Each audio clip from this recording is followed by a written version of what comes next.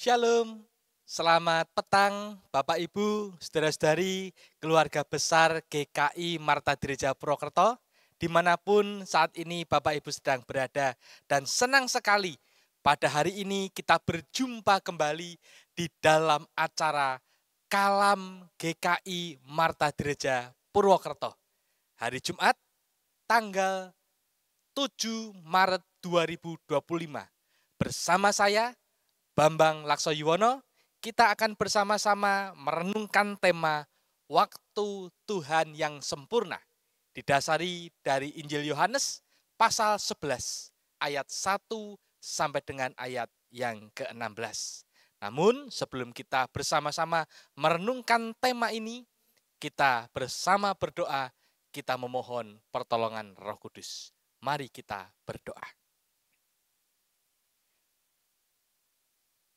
Bapa di sorga, kami mengucap syukur atas kesempatan yang Tuhan berikan untuk kami semua pada petang hari ini, di mana kami kembali bersekutu bersama dengan saudara seiman mengikuti acara kalam.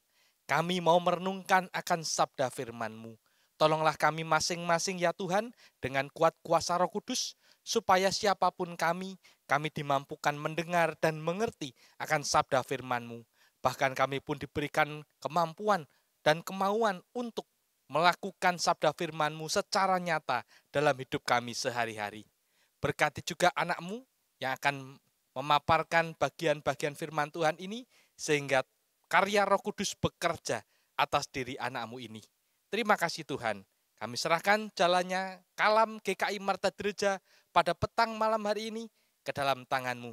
Di dalam nama Tuhan kami Yesus Kristus, kami berdoa. Amin.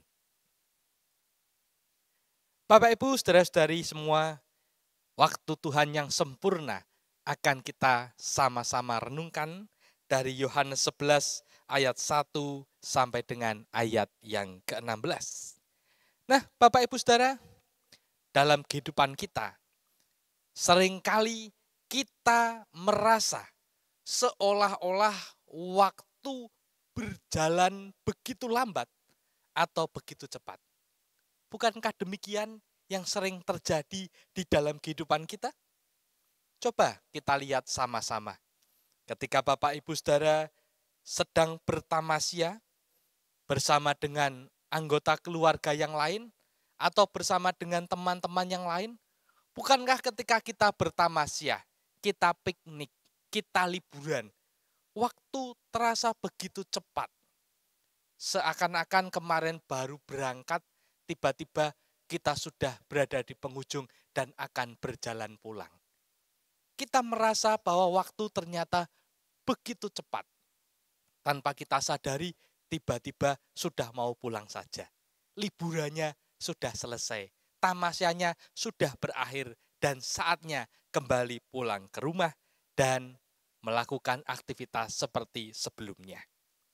Namun di antara kita mungkin juga akan merasa bahwa waktu seolah-olah berjalan begitu lambat. Ketika kita sedang dalam keadaan yang tidak baik. Seperti ketika kita sedang sakit. Dan secara khusus sakitnya yang biasanya secara umum itu seringkali ada pada diri kita, yaitu sakit batuk. Ya. Rasa-rasanya sudah minum obat, ya, sudah menghindari makan makanan yang akan memicu kita batuk seperti goreng-gorengan, ya. Tapi rasa-rasanya batuk ini tetap saja ada di dalam kehidupan kita. Sehari, 2 hari, dinanti-nantikan sembuh, ternyata kok tidak sembuh, ya. Baru nanti setelah kita tidak sadar, baru kita sadar batuknya sudah sembuh, ya. Seringkali kita ngomong, batuknya sembuhnya kalau kita sudah lupa, ya. Karena saking kita menunggu-nunggunya waktu begitu lambat. Kapan sembuhnya? Akhirnya sembuh juga, ya. Bukankah dalam kehidupan kita seringkali merasa bahwa waktu berjalan begitu lambat ketika kita dalam suasana yang tidak menyenangkan, yang tidak mengenakkan.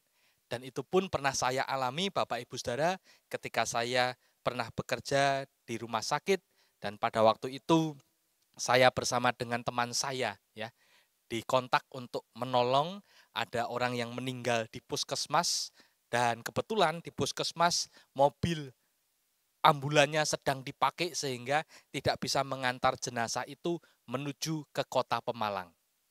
Akhirnya saya bersama dengan rekan saya, cuman berdua yang bukan nakes ya, tetapi kami ini eh, dari bagian manajemen, akhirnya berangkat membawa mobil menuju ke tempat puskesmas itu.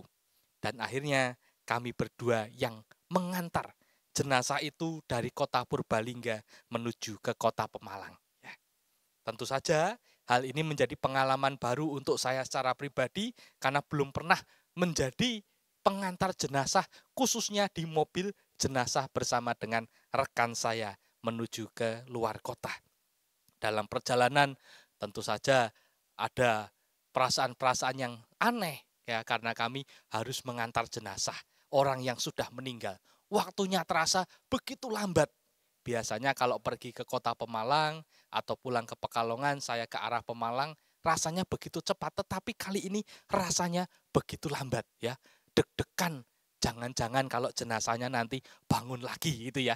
Bangun tentunya bukan karena khawatir kami takut di ngapa-apain, tetapi seandainya bangun lagi, kami harus melakukan bantuan hidup dasar ya. Dan artinya segala peralatan harus tersedia dan kami harus sigap, namun kami bukan seorang nakes. Nah, Bapak Ibu, lihatlah waktu berjalan begitu lambat. Nah, kalau kita sadari Bapak Ibu Saudara,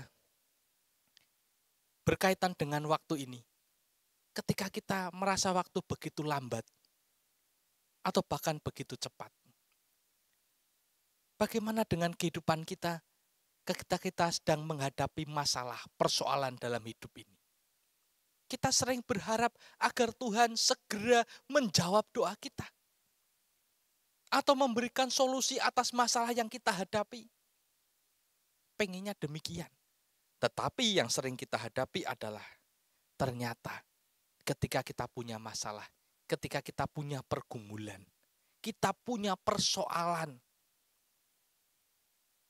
ternyata waktu terasa begitu lambat. Kita pengennya Tuhan segera menjawab doa kita dan memberikan solusi. Disinilah kita bertanya, yuk benar enggak? Apakah kita ini pernah berpikir bahwa Tuhan memiliki waktunya sendiri yang lebih sempurna dari yang kita rencanakan?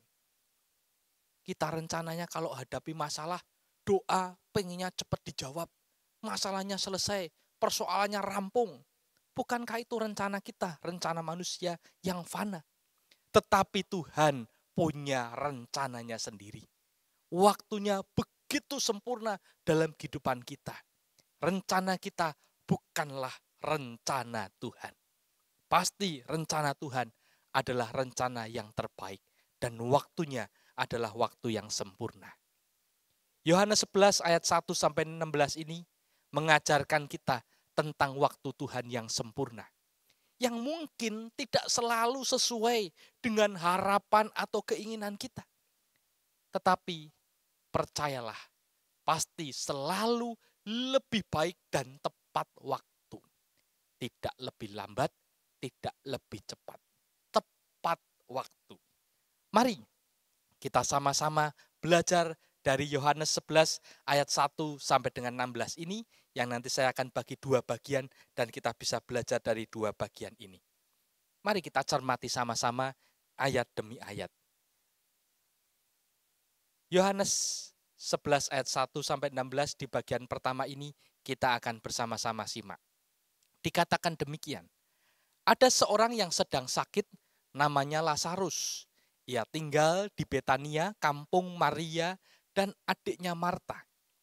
Maria ialah perempuan yang pernah meminyaki kaki Tuhan dengan minyak mur dan menyekanya dengan rambutnya.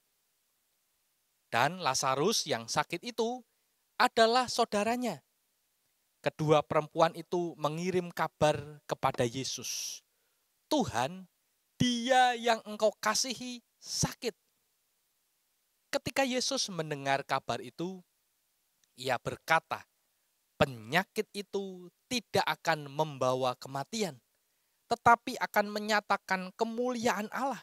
Sebab oleh penyakit itu, anak Allah akan dimuliakan. Yesus memang mengasihi Marta dan kakaknya dan Lazarus. Namun setelah didengarnya bahwa Lazarus sakit, ia sengaja tinggal 2 hari lagi di tempat di mana ia berada. Bapak Ibu Saudara yang dikasihi oleh Tuhan, Yohanes 11 ayat 1 sampai 6 ini kita bisa belajar bahwa yang pertama, waktu Tuhan tidak selalu sesuai dengan harapan kita. Kalau kita ingin waktu berjalan lambat atau berjalan lebih cepat, ternyata seringkali tidak sesuai karena waktu Tuhan sempurna. Waktu Tuhan tidak sesuai dengan harapan kita. Dan dari sini kita bisa belajar dari seorang yang bernama Lazarus yang pada waktu itu sedang sakit. Diceritakan bahwa Lazarus ini punya saudara namanya Maria dan Marta. Dan ketika Lazarus sedang sakit, tentu saja sebagai anggota keluarga, sebagai saudara, Maria dan Marta pasti punya kepedulian terhadap saudaranya ini. Dan berharap ada bantuan, ada pertolongan supaya Lazarus saudaranya ini bisa sembuh. Sehingga Maria dan Marta mengirim kabar, mengirim pesan dari Betania menuju ke tempat di mana Yesus berada. Apa kabar itu? Kabar itu berisikan kalimat Tuhan, Dia yang engkau kasihi sakit. Maria dan Marta berharap supaya Yesus mengetahui bahwa saudara mereka yang bernama Lazarus saat ini sedang sakit berbaring di tempat tidur. Dan tentu saja dengan kabar ini ada banyak harapan dari Maria dan Marta. Yang tentunya ketika mereka percaya Yesus mampu menyembuhkan segala macam penyakit dan bahkan mengusir setan, maka Yesus pun mampu menyembuhkan saudaranya yang bernama Lazarus itu menjadi sembuh. Namun di dalam Yohanes 11 ayat 4 dikatakan, ketika Yesus mendengar kabar itu, ia berkata, penyakit itu tidak akan membawa kematian, tetapi akan menyatakan kemuliaan Allah. Sebab oleh penyakit itu, anak Allah akan dimuliakan. Kepada pembawa kabar itu, Yesus dengan terus terang mengatakan bahwa penyakit itu tidak akan membawa kematian kepada Lazarus. Dan justru di sini, dalam peristiwa ini, kemuliaan Allah akan dinyatakan. Dan oleh penyakit itu, anak Allah akan dimuliakan. Ketika tadi di dalam ayat 4 dikatakan bahwa penyakit itu tidak akan merenggut nyawa Lazarus, tidak akan membawanya kepada kematian. Namun justru di ayat yang ke-6, kita mendapati berita yang berbeda.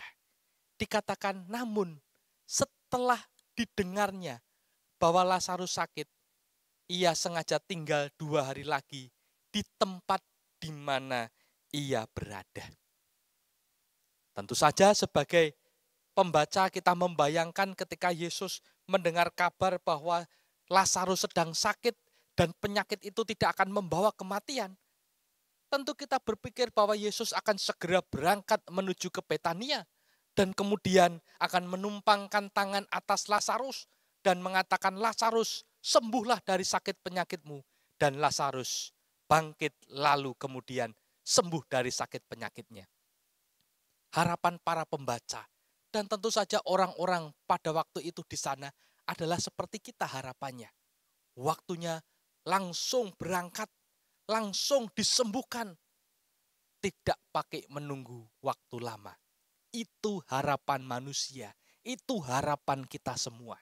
Tetapi ayat yang ke-6 ini justru dikatakan Yesus sengaja tinggal 2 hari lagi di tempat di mana ia berada. Tentu kita bingung, tentu kita bertanya-tanya, loh, dikabari orang yang dikasihi sakit kok malah menunda keberangkatan? Kok tidak langsung berangkat? Katanya mengasihi, kok justru ditunda sampai 2 hari? Bukan cuma sejam 2 jam, 2 hari. Dia sengaja tinggal di tempat di mana ia berada dan tidak bergerak. Nah, Bapak Ibu Saudara, ketika pertanyaan ini datang, mengapa Yesus menunda?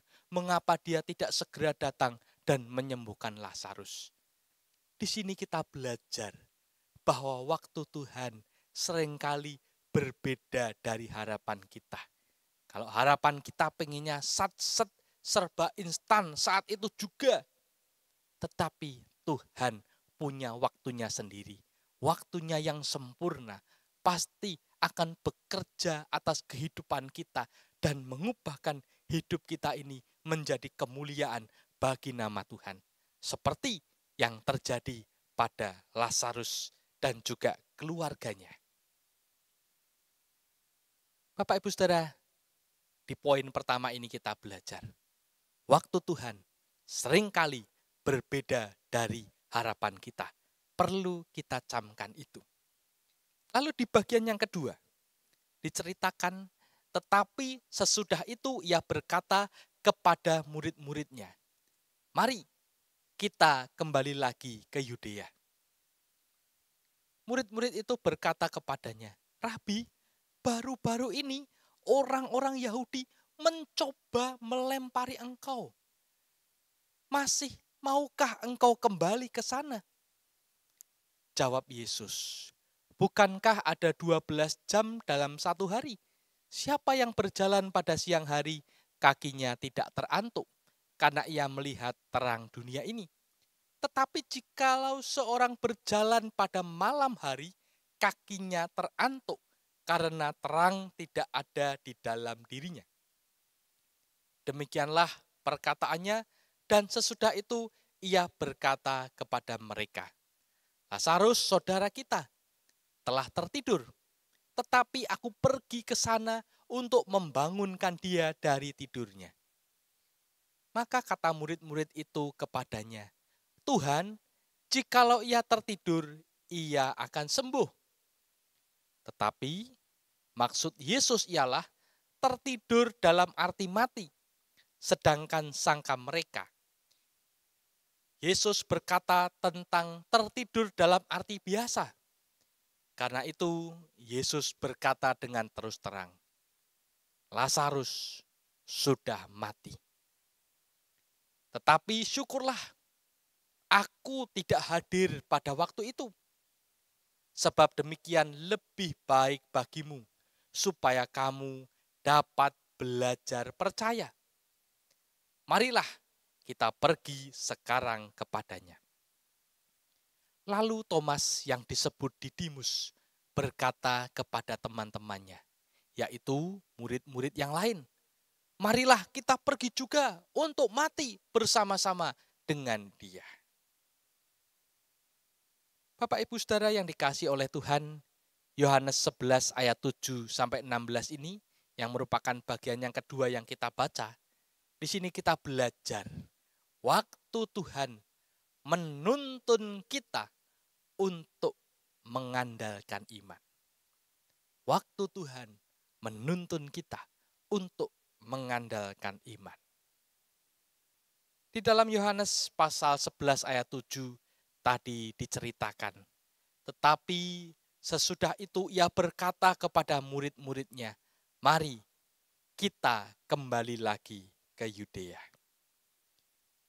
Yesus yang sudah tinggal 2 hari lagi di tempat di mana ia berada, saat ini tiba-tiba berkata kepada para murid untuk kembali lagi ke Yudea. Mereka diajak untuk berangkat menuju ke Betania, tempat di mana Lazarus, Maria, dan Marta berada. Namun Yesus diingatkan, ada situasi yang mana Yesus akan hadapi ketika kembali ke Yudea. Ketika Yesus kembali dan pergi ke Betania.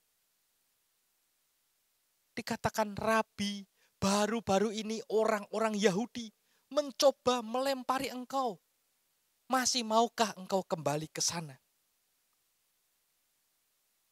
Sebuah pertanyaan yang tentu saja patut kita cermati. Bukankah kalau kita sendiri dalam situasi di mana ada suatu tempat yang tidak menginginkan kita dan bahkan nyawa kita terancam, tentu kita akan menimbang dan bergumul. Haruskah aku menuju ke tempat itu? Bagaimana kalau nanti aku diperlakukan dengan tidak baik? Bahkan ketika itu menyangkut dengan nyawaku. Haruskah aku pergi ke sana? Ini pun yang dilontarkan oleh murid Yesus.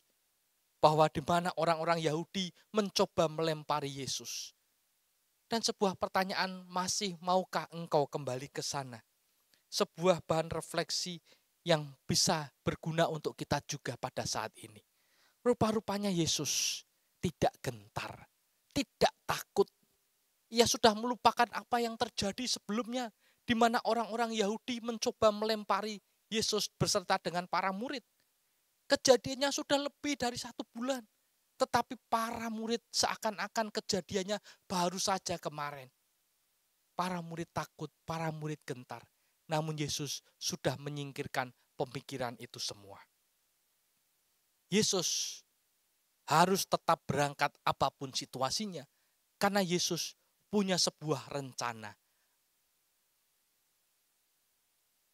Dan pada saat itu, di dalam Injil Yohanes 11 ayat 14, ada situasi yang mana para murid belum tahu. Karena itu Yesus berkata dengan terus terang, Lazarus sudah mati. Para murid dikabari Yesus tetap harus berangkat karena Lazarus, orang yang ia kasihi, sudah mati. Yang mana sebelumnya para murid ketika diberitahukan Lazarus tertidur, masih belum paham bahwa Lazarus itu telah mati. Yesus memperhalus soal kematian dengan tertidur. Bukankah orang-orang yang mati itu seperti orang yang sedang tidur? Kalau kita lihat jenazah di peti mati, kelihatannya seperti sedang tertidur dengan nyamannya. Namun ketika Yesus menggunakan kata ganti tertidur, para murid tidak paham. Mereka nggak tahu. Sehingga Yesus dengan terus terang mengatakan, Lazarus sudah mati. Sehingga kita harus berangkat menuju ke sana. Inilah waktuku, waktu yang tepat supaya engkau semua menjadi percaya. Justru ketika aku tidak di sana, ini menjadi sebuah keuntungan karena kemuliaan Tuhan akan dinyatakan. Dan di Yohanes 11 ayat 16, mohon koreksi, ini Yohanes 11 ayat 16.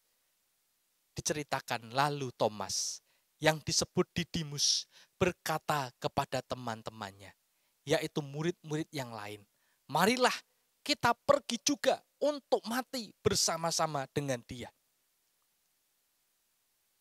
Sebuah penyemangat untuk teman-temannya yang lain. Yang artinya ketika kita berangkat menuju ke Betania, ke daerah Yudea, maka kita bisa saja mengalami kematian dan kita akan mati bersama-sama dengan dia.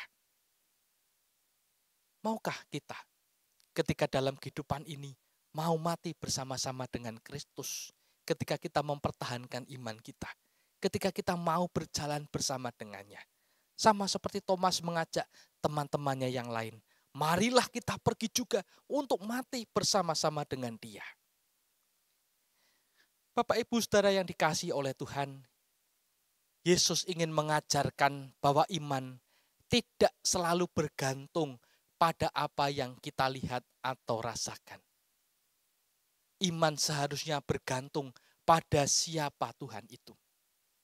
Jadi ketika ada ancaman yang kita lihat atau kita sedang merasakannya, maka seharusnya yang kita lihat dan rasakan itu bukan ancamannya, tetapi lihatlah siapa yang kita miliki, yaitu Tuhan yang penuh kuasa, yang sanggup untuk membuat kehidupan kita menjadi aman, terlindung. Bahkan kuasa Tuhan bekerja atas kita sehingga kemuliaan Tuhan boleh kita rayakan. Iman yang kokoh tidak datang dengan mudah.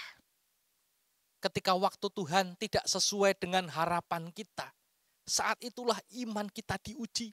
Seperti Maria dan Marta ketika Tuhan tidak langsung datang pada saat itu ketika menerima kabar, tetapi justru menunda 2 hari. Di sini kita ditantang. Apakah kita tetap percaya bahwa Tuhan tahu yang terbaik? Tanyakan pada diri kita, apakah kita tetap percaya bahwa Tuhan tahu yang terbaik untuk kehidupan kita? Dan yang kedua, apakah kita tetap percaya bahwa waktu Tuhan adalah yang sempurna, bahkan ketika semuanya tampak suram? Ketika semuanya tidak sesuai dengan harapan kita, apakah kita tetap percaya bahwa waktu Tuhan adalah yang sempurna dalam kehidupan kita? Sehingga kita tidak mendahului dari rencana Tuhan yang akan dicanangkan di dalam kehidupan kita. Saudaraku, mari kita belajar untuk bersama-sama menyerahkan waktu dan iman kita kepada Tuhan. Biarlah Tuhan yang akan menuntun langkah kehidupan kita. Dan kita diundang untuk memiliki iman yang kokoh, yang akan terus bertumbuh ketika kita menghadapi berbagai ujian di dalam kehidupan kita. Dan ketika itu terjadi, percayalah bahwa waktu Tuhan yang sempurna akan terwujud di dalam kehidupan kita, dalam peristiwa hidup kita. Dan itu sungguh dirasakan oleh seorang yang bernama George Muller, yang merupakan seorang pendeta Inggris yang mendirikan panti asuhan di Bristol. George Muller ini telah merawat 10.000 anak yatim piatu di Bristol selama abad ke-19. Dan ia memberanikan diri untuk mendirikan panti asuhan, untuk membuktikan bahwa tidak ada yang mustahil jika kita meminta kepada Tuhan. Ia sungguh-sungguh percaya waktu Tuhan yang sempurna. Dan dengan iman ia percaya Tuhan akan mencukupkan akan kebutuhan di mana ia memiliki panti asuhan dan banyak anak-anak yang dirawat dan mereka membutuhkan makanan dan minuman. Dan pada suatu ketika, salah satu panti asuhannya sedang mengalami krisis. Tidak ada makanan dan minuman untuk mereka nikmati. Dan di momen itu, dengan penuh iman, George Muller ketika duduk bersama dengan anak yatim piatu di meja makan yang kosong, tidak ada makanan dan minuman, mengajak mereka untuk berdoa kepada Tuhan. Ia berserah kepada Tuhan. Ia percaya waktu Tuhan yang sempurna akan hadir di dalam kehidupan mereka yang saat ini sedang butuh makan dan minum.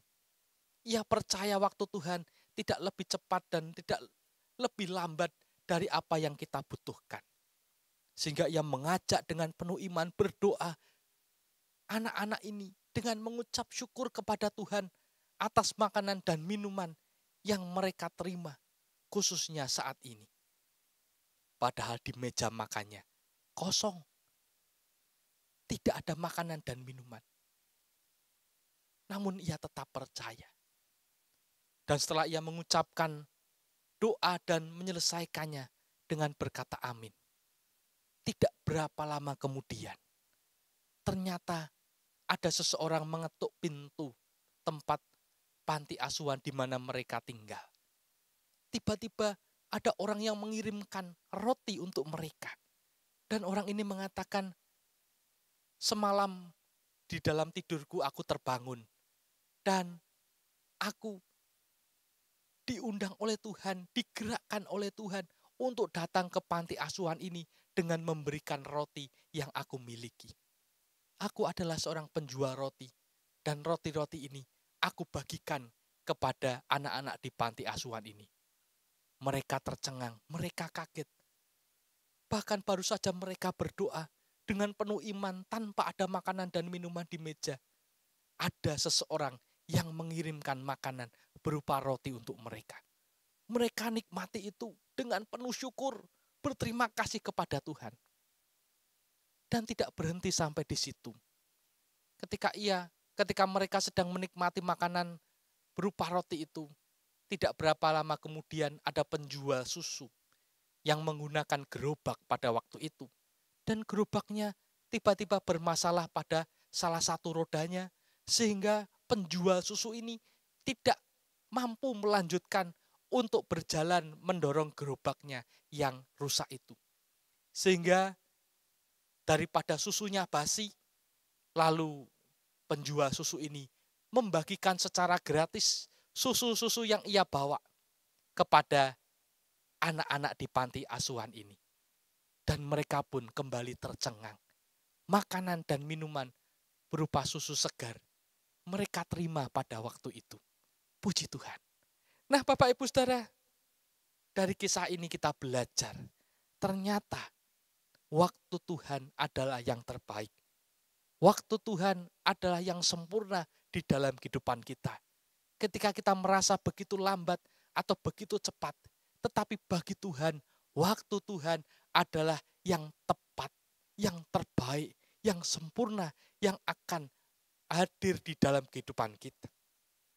Ketika kita punya iman, kita berserah penuh kepada Tuhan, maka apapun yang kita sedang alami dan hadapi, pasti kita mampu berjalan bersama dengan Tuhan. Dan Tuhan tidak akan membiarkan kita sendirian, namun Tuhan akan berkarya atas hidup kita, sehingga kemuliaannya nampak di dalam kehidupan kita masing-masing. Inilah kalam pada malam hari ini, kiranya menjadi berkat untuk kita semua. Tuhan Yesus memberkati. Mari kita bersatu di dalam doa. Tuhan, terima kasih untuk perenungan pada malam hari ini tentang waktu Tuhan. Waktu Tuhan pasti yang terbaik. Waktu Tuhan adalah sempurna dan akan terwujud di dalam kehidupan kami ketika kami memiliki iman yang benar kepada Kristus. Untuk itu ajarlah kami dengan rendah hati untuk terus memiliki iman kepadamu. Tentu saja iman yang benar yang akan berserah penuh kepada Tuhan di dalam kehidupan ini. Ketika kami sedang menghadapi masalah dan persoalan pada saat ini dan sedang menanti-nantikan jawaban doa kita dari Tuhan, percayalah bahwa Tuhan akan menjawabnya sesuai dengan waktunya. Dan kita menanti-nantikan dengan sabar, dengan berserah penuh, dengan tetap beriman dan percaya kepadanya. Karena pada suatu saat Tuhan akan memberikan hal yang terbaik di dalam kehidupan kita.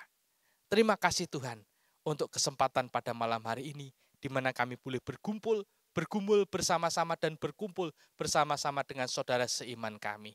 Di dalam nama Tuhan kami Yesus Kristus, kami berdoa. Amin. Bapak Ibu Saudara, jikalau Bapak Ibu memiliki pertanyaan atau komentar tentang apa yang baru saja saya sampaikan, kami persilahkan Bapak Ibu untuk menulis di kolom komentar di channel YouTube GKI Marta Dirja Purwokerto. Dan kiranya setiap acara kalam memberkati kehidupan kita semua yang saat ini terus rindu untuk belajar tentang firman Tuhan. Sampai jumpa di acara kalam GKI Marta Dirja berikutnya. Tuhan Yesus memberkati. Amin.